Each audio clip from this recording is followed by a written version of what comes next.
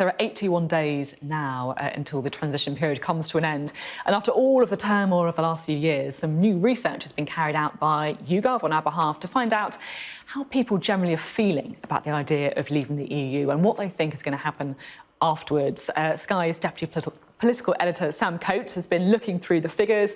He joins us now from his special Sophie Rich on Sunday suite. Good to see you again this morning, Sam. So, really interesting, isn't it? We hear an awful lot from politicians about whether or not they think a trade deal is going to happen or not. We put it to people all the time on this programme. But what do the public think? Well, Sophie, I'm about to utter a dread sentence. We're about to head into yet another crunch week on Brexit. That's because Boris Johnson has set a deadline of the end of this week, actually, in order to get an agreement to do a trade deal about what life is going to be like with the EU after January the 1st. Actually, we might have a bit more time than that. The EU think that we could keep talking to the end of this month. But whatever happens, it's a pretty critical period of time.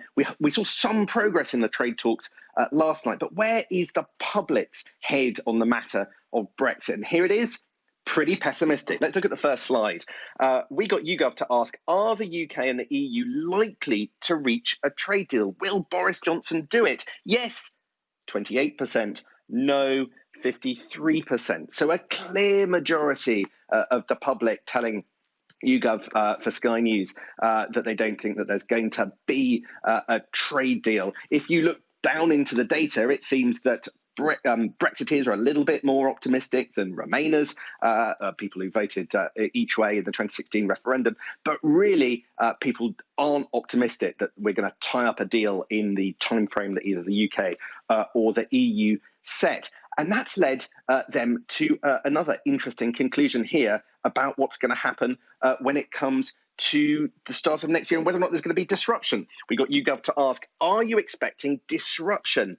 And 66% think that if we don't get a deal this month, yes, life is going to get harder because there's going to be disruption at the ports. It's going to take longer for stuff to get in and out of the country. That could, in fact, lead to shortages in some goods. But look at this. I don't think that deal's going to make a great deal of difference. 57% think that even if Boris Johnson strikes that deal with the European Union, then there is going to be a material change and problems at the port.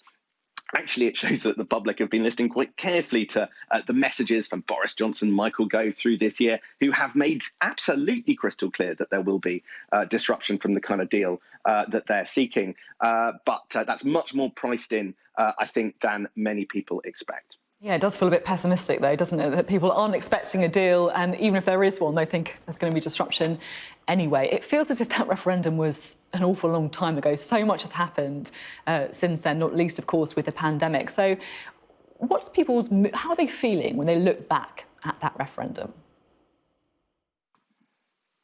Well, Sophie, we've been tracking exactly that question ever since 2016 and that extraordinary referendum result. And I thought I'd bring you the result just from the last year and a bit. Since Boris Johnson, the vote leave helmsman, became Prime Minister last summer. So let's look at the question. Was Britain right to vote to leave the EU back in 2016?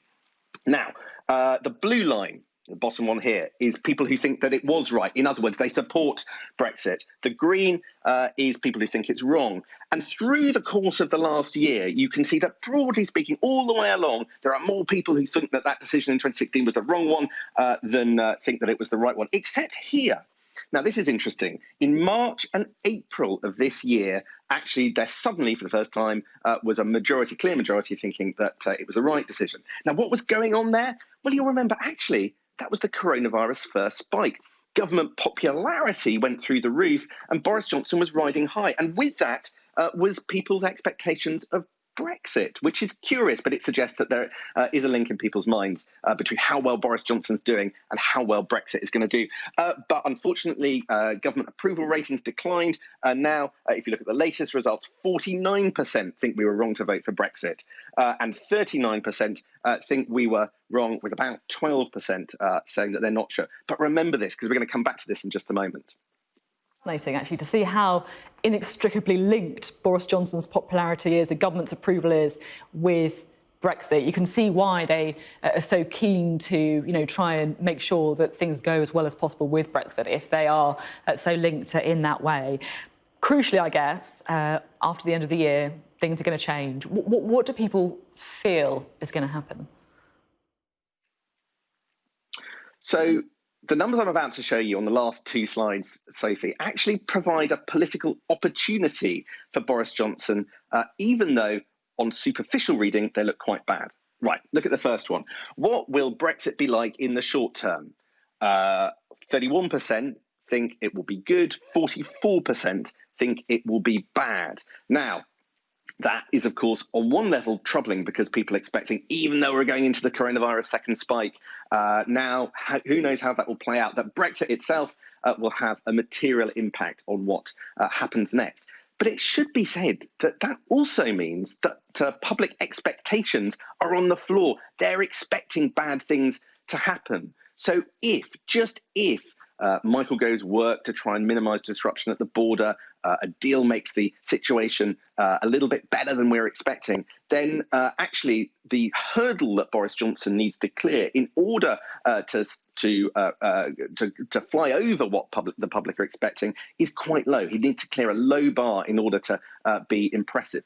Now, look at this. Now, you'll remember that actually by quite a big margin, by about 10 points, people think that the referendum was the wrong thing to do. Now, look at this. What will Brexit be like in the long term?